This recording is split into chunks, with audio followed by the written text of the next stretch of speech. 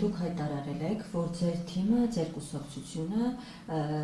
Նիկոլ Փաշինյանին impeachment հայտնելու գործընթաց է սկսելու։ Չնայած նրան, որ արդեն իսկ մեկ այլ արտախորհրդանական նախաձեռնություն Արթունենք շարժում Էդգար Ղազարյան եւ Նարեկ Մարյան։ Նրանք ևս հայտարարել են, որ պատգամավորներին նամակներ են հանձնել, որպեսզի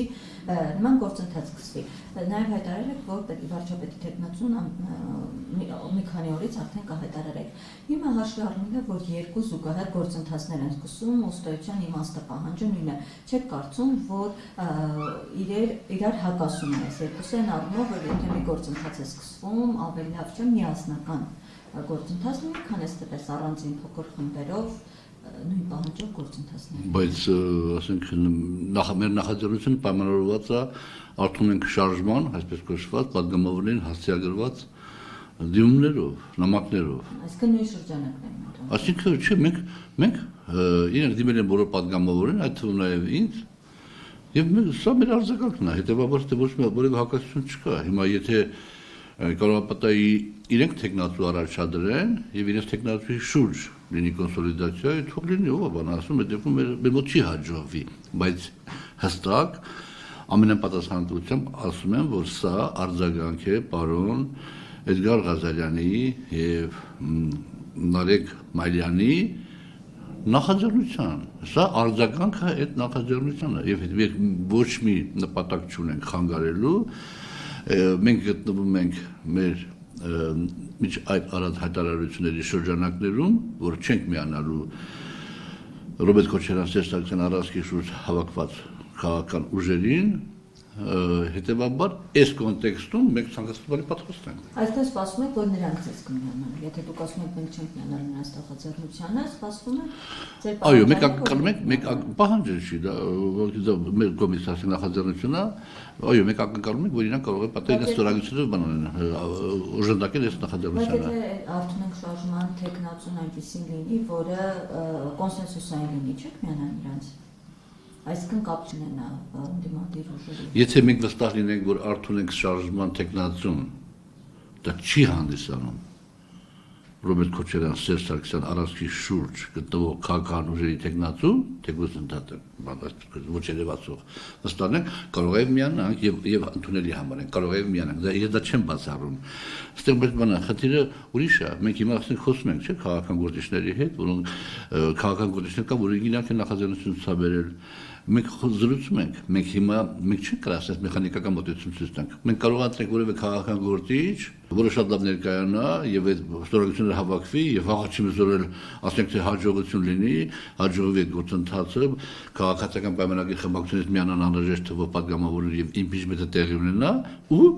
այս մարդը դա դառնա Ռոբերտ Քոչարյան Սերժ Սարգսյան առանցքի շուրջ քաղաքական ուժերի այսպես կոչված ներկայացուցիչ։ Դա մեր համար անընդունելի է եւ հետեւաբար մենք պետք է լինենք շատ նրբանկատ եւ զգուշ մեր քայլերի մեջ։ Պարոն Ղազարյան, դուք մշտապես ձեր հայտարարությունները միջև իշխող խմբակցությունից, երբ որ արդեն ձեզ հեռացվի միջև, դուք հայտարարում եք, որ Նիկոլ Փաշինյանն ամենաժողովրդավար վարչապետն է։ Հիմա ինչպես է ստացվում, որ ձեր հեռացնելուց հետո սկսում եք նրան անվստահություն հայտնել։ Երբ որ բայց հասկացաք, որ այլևս չեք վստահում, նա ոչ ժողովրդավար է, պետք է հեռացնեք։ Չէ, այստեղ վստահության խնդիր չկա։ Ասենք յուրաքանչյուր մարդու մոտ կամ բոլոր այն դրական եւ բացասական գծերը սաղմնային վիճակում, որ ունի ողջ մարդկությունը հավաքական կերպով։ Եվ հանգամանքների բերումով, իրադրությունների բերումով այդ գծերը դրսևորվում են։ Կան շատ մարդիկ, որոնք ինձ մոտիկ են եղել եւ շփվել են եւ վկա են, որ ես սաղմնային վիճակում գտնվող պարոն վարչապետի շատ, այսպես կոչված, դիրքորոշումների հետ կապված ես անհամաձայնություն եմ հայտնել դեռ վաղ շրջանում։ Հետագայում կամաց այդ սաղմնային վիճակը իմ հասկանալով, միգուցե ես սխալվում եմ, իմ հասկանալով այդ բացասական դրսևորումները եկան եւ առարկայացան եւ մի պահից սկսած ես զգացի, որ ինքը արդեն ասում է ավտորիտար ղեկավարման համակարգի։ Դա մոտավորապես մի տարի ու կես, երևի 2 տարի առաջ, այսօրվանից սկսած ասենք թե։ Այն ժամանակ ես դա նկատել եմ, փորձել եմ դրա դեմը առնել։ Ինչպես եք փորձել դրա դեմը առնել։ Հարցը բացասնելով խմբակցությունում, բանը ինքնուրույն տեսակետ հայտնել, մասնավորապես անցած տարվա փետրվարին խմբակցությունում հարցեր քննարկվում Եվրոմիություն այսպես կոչված Եվրոմիության անդամ հայտ ներկայացնելու կոնտեքստում։ Ինչ տեսակետ։ Միայն ես եմ եղել, որ դեմ եմ խոսացել։ Չեմ ասում, որ միայն ես եմ եղել, որ դեմ եմ եղել։ Միայն ես եմ եղել, որ դեմ եմ խոսացել այդ տեսակետին, վարչապետի բերած առաջարկության տեսակետին միայն ես եմ եղել, որ դեմ եմ եղել։ Հիմնավորումները բերել եմ հիմա դրանից մեկ շաբաթ հետո նորից այդ հարցը քննարկվել է եւ արդեն շատ-շատերն էին դեմ։ Հետո տեղի ունեցավ այդ Եվրոքվե այդ երևույթը տեղի ունեցավ եւ պետությանը փաստորեն վարչապետը ասենք շրջանցեց թիմին եւ պետությանը կանգնացրեց ասենք իրողությունների առաջ, որոնք իմ կարծիքով շատ խոցելի էին։ Հիմա այդ ժամանակվանից սկսած եղել է այդ բանը։ Այսինքն պատճառներն այդ էլի պատճառներ կա, որոնց մասին հարմար չեմ ուզում բարձրացնել այս պահին, էլի պատճառներ կա եւ այդ պատճառների համախմբությամբ ես կարծում եմ, որ հա վարչապետը մտածել է, որ բան կլինի, դժվար կլինի, երևի կարող է ես խանգարող հանգամանք բանանեմ, խանգարող հանգամանք լինեմ այս կամ այն որոշման անցկացման գործում եւ հենց դա է պայմանավորված իր ավտորիտարիզմի դասավորումը, որ ես գտնում եմ, որ շատ սխալ է, պարլամենտական համակարգը գեղեցիկ հնարավորություն է տալիս մեր նման փոքր պետությունների համար վարել ճկուն տարածաշրջանային եւ աշխարհաքաղաքական քաղաքականություն, որը կաթիլ վարչապետը ոտնահարում է եւ գագաթնակետը եղավ այն հանգամանքը, որ ինքը հայտարարեց, որ ԲԴԽ-ի նախագահին ինքն է ասել, որ հրաժարական տա։ Ես արդեն ես կներեք։ Ես դե իմս հալայելի ոչինչ, որպես կուսակցության լիդեր, ասենք որպես կուսակցության լիդեր ինչ որտեղ իրավունք ուներ ինձի։ Ես այդ բանը չեմ վիճարկում, բայց ԲԴԽ-ի նախագահին ասեք եւ դա իլուր աշխարհի հայտարարել, եւ այս անտարբեր եք, էլի այս դու լրագրողները տերման ես անտարբեր եք, ոնց ինձ ոչ մի չեղել, դե հասել է հրաժարական է տվել, ինչ է եղել։ Լրագրողները բազմիցս եք ասել։ Դե այսի բանը վերջնականապես ամփոփեց, որ Արսեն Նիկոլ Փաշինյանը ասել է ավտորիտար ռեժիմի ղեկավարման։ Հիմա այս ռեժիմի մեջ գտնելու դեպքում ցանկացած պահի հնարավոր է ինքը մի փաստաթուղթ ստորագրի, որը լինի ճակատագրական մեր պետականության համար։ Հետևաբար ես իմ քաղաքական փորձը հաշվի առնելով պետք է պայքարեմ անեմ ամեն ինչ օրենքներով եւ սահմանադրությամբ նախատեսված կարգով, դրան կանխարգելելու համար ինչ վատ բան եմ անում։ Ինչ փաստաթղթի մասին է խոսքը, ինչ դուք ամեն դեպքում նախկինում քննարկումներին մասնակցել եք, մի տեղեկություն ունեք, որ նման հայտարարություն եք անում։ Ադրբեջանի հետ։ Հա բոմ։ Խաղաղության պայմանագիրը, ասենք, ինչքան որ գիտենք, ինչքան որ տեղյակ ենք, բանը ես ասենք այդքան խնդիր չունեմ։ Օրինակ իմար, ես ուրիշ ավելի վտանգավոր բան չեմ ասում հիմա, որտեղ չեմ ուզում, դե չեմ ուզում այդ ավելի վտանգավոր բան ասել, բայց օրինակ Իրաքի Միսկի խումբը։ Խանդավառությունը ինչու է պայմանավորված։ Երբ որ մենք չենք նախաձեռնել, դա Հայաստանը չի ստեղծել այդ Հայաստանը եւ Ադրբեջանը հո չեն ստեղծել այդ խումբը, Հայաստանը եւ Ադրբեջանը չեն ստեղծել Իրաք Միսկի խումբը։ Այդ Միսկի խումբը ստեղծվել է Արցախի ժողովրդի ինքնորոշման պայքարի, ազատագրական պայքարի, այսպես կոչված հետևանքով։ Հիմա կարող է պատահի Արցախի ժողովուրդը, օրինակ, հիմա չլիներ մեր ժողովրդի մի հատվածը, չլիներ հայ ժողովուրդ։ Եվ գնալ այդ ճանապարհով, ինքնորոշման ճանապարհով։ Եվ մենք որպես հարևան պետություն իրանց այնտեղից տեղահանել են, ցեղասպանություն են արել, մենք տերություն ենք արել այդ ժողովրդին։ Պայմանական եմ ասում, ենթադրեք թե մեր ժողովրդի մի հատվածը չեն։ Դու խիստ իրանց իրավունքները բռնանում են, դու պայքարել իրանք, ինչ դու որպես պետություն չես պայքարում, լավ, դա հələ ինչ որտեղ կարող մտածենք, որ ինչ-որ բաներ կա։ Դու ինչ գործ ունես Մինսկի խմբի հետ, Իրաք Մինսկի խմբի հետ ինչ գործ ունես։ Օրինակ համար, շատ վտանգավոր է։ Դու հետս կանչես դատական հայցերը, վստահություն ունես, որ դու հետ կանչես, Ալիևը հետ կանչի, հետո Ալիևը դատական հայցեր չի ներկայացնի այդ այսպես կոչված դատավարության արդյունքներում։ Լիք հաստատ կա։ Նախկինում գրեթե բոլոր տեսակետները Նիկոլ Փաշինյանի կիսում էին, որոշ դեպքերում նախկին բոլոր տեսակետները կիսում եմ եւ պատասխանատվություն կրում եմ։ Որ տեսակետն է նախկինում արված, հարց տվեք, ասեք օրինակ պարոն Աղաջյան, այստեղ դուք կիսել եք եւ դուք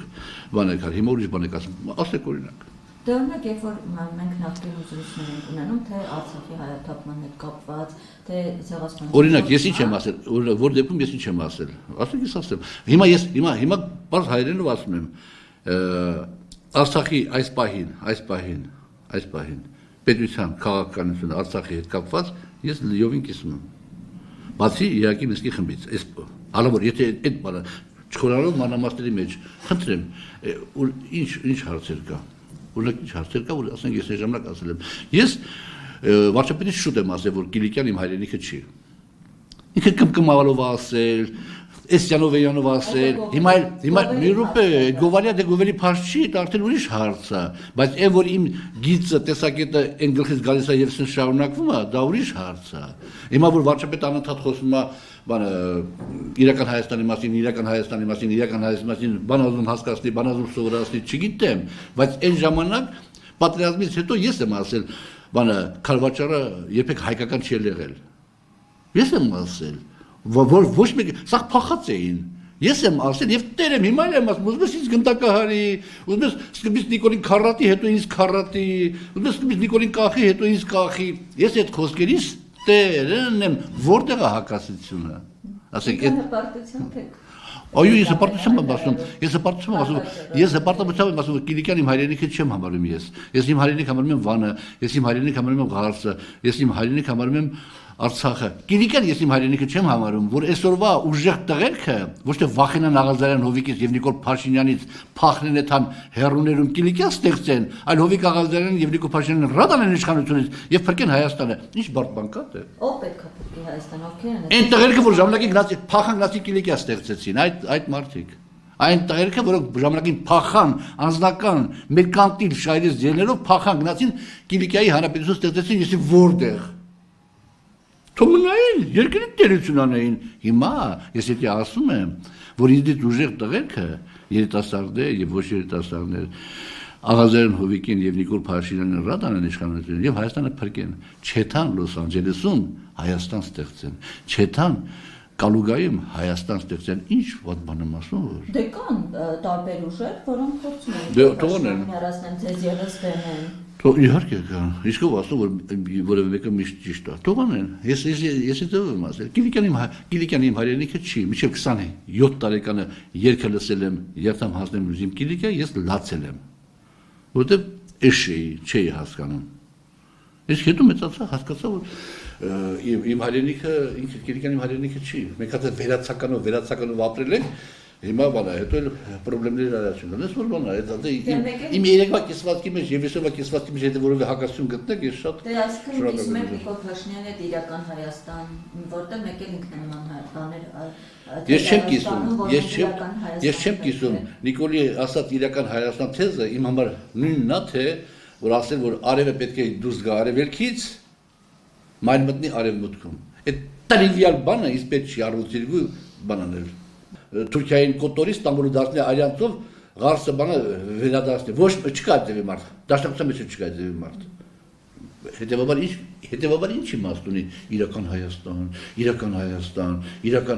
ինչ իմաստ ունի որ վաղը չեմ ուզում որևէ կորուստ լինի ասես էս մնաց մեզ մեր իրական Հայաստանը հիմա հետևաբար ես չեմ գտնում որ իմ կեցվածքի մեջ այն ժամանակվա եւ հիմիկվա հակասություն կա եթե գտնեք ասեք հիմնավորեք քննարկենք Մեր վերջին բան Աղազարյան նաև քանի որ ասել եք մի քանի օր պետք է տեխնացու մի քանի օր չի ապսի 20-ին ում տեխնացությունն եք միջորս քննարկել քանի որ իդեպ ձեր թեմատիկներն շատ ասել շատերը այսպեսի պնդում են անում ասում են Հովիկ Աղազարյանի տեխնացուն Նիկոլ Փաշինյանն է ձեր թեմատիկներն են արդեն նախքին այդպիսի հայտարարություններ անում խորը իմաստ կա այդ հայտարարության մեջ խոր իմաստ կա այո նախին Նիկոլ Փաշինյանը ոչ մի բան